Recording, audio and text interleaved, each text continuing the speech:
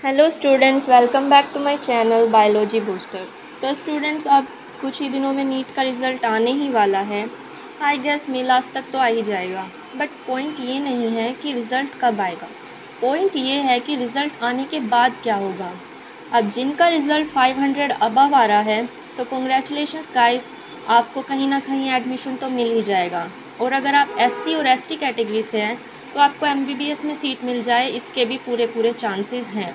लेकिन अब जिनका रिज़ल्ट 500 से कम है तो उनको अब आगे क्या करना चाहिए। तो स्टूडेंट्स, मैं आपके लिए ऐसे कुछ कोर्सेज़ लेकर आई हूँ जिन्हें आप कर अपना करियर मेडिकल लाइन में बना सकते हैं। तो स्टूडेंट्स, सबसे पहले आता है नर्सिंग। नर्सिंग में भी आप अपना अच्छा करियर बना सकते हैं। कुछ कॉलेजेस जेंडर बेस्ड होते हैं कि वो सिर्फ गर्ल्स को लेंगे, और कुछ कॉलेजेस में गर्ल्स और बॉयज़ दोनों के लिए एडमिशन हो जाता है। तो स्टूडेंट, सबसे पहले आता है एम्स बीएससी नर्सिंग।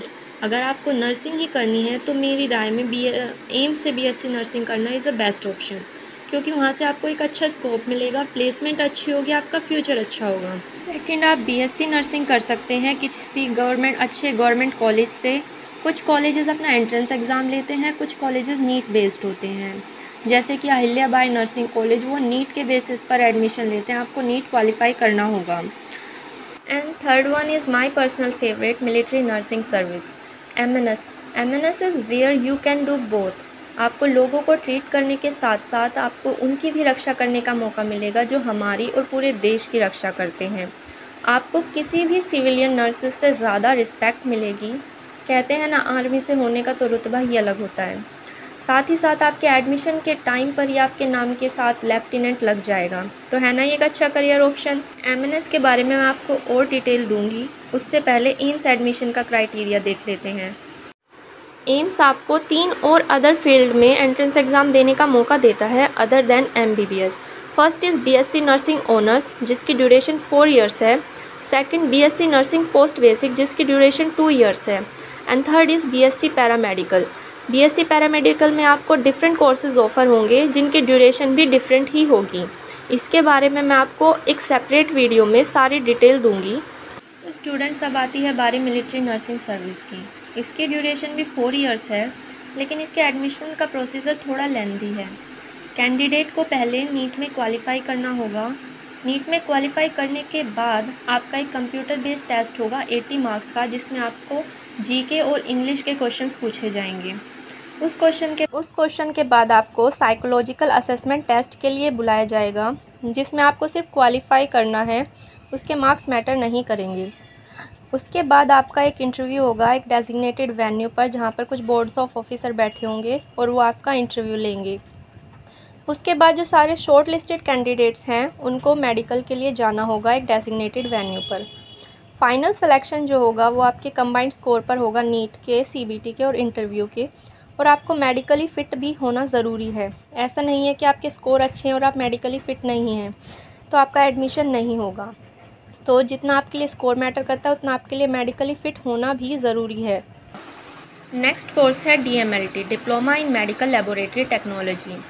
आज के टाइम पर बीमारियां इतनी बढ़ गई हैं और उन बीमारियों का टेस्ट करवाने हम पैथोलॉजी लैब में ही जाते हैं। इस कोर्स को करने के बाद आप अपना खुद का पैथोलॉजी लैब खोल सकते हैं या फिर हॉस्पिटल्स में as a lab technician join भी कर सकते हैं।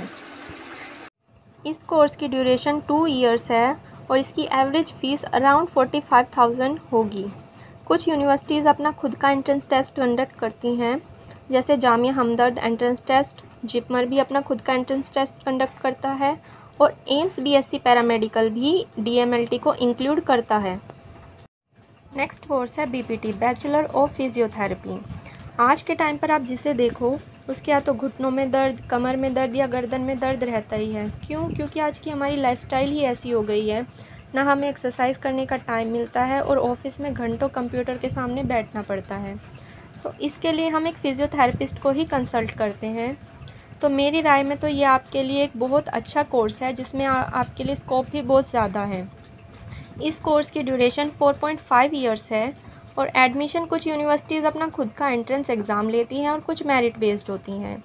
कुछ टॉप एंट्रेंस एग्ज़ाम्स हैं Indraprastha university common entrance test, IPU CET जिसे कहते हैं, Bihar combined entrance competitive examination board, और कुछ यूनिवर्सिटीज़ अपना नीट स्कोर पर एडमिशन लेती हैं।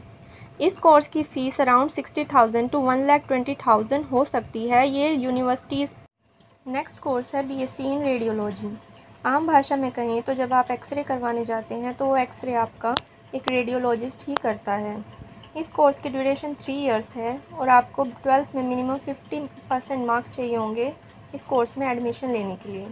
कुछ यूनिवर्सिटीज़ एडमिशन मेरिट बेस्ड लेती हैं और कुछ अपना खुद का एंट्रेंस टेस्ट लेती हैं जिसका बाद में काउंसलिंग होता है।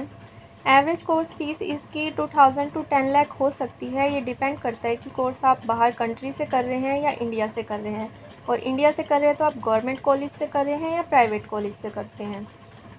इस कोर्स में आपके लिए बहुत अच्छा स्कोप है। आप x-ray technician, physiotherapist and radiation protection specialist भी बन सकते हैं। अगर आपको मेरी ये वीडियो पसंद आई हो तो प्लीज़ लाइक कीजिए, शेयर और सब्सक्राइब भी कीजिए।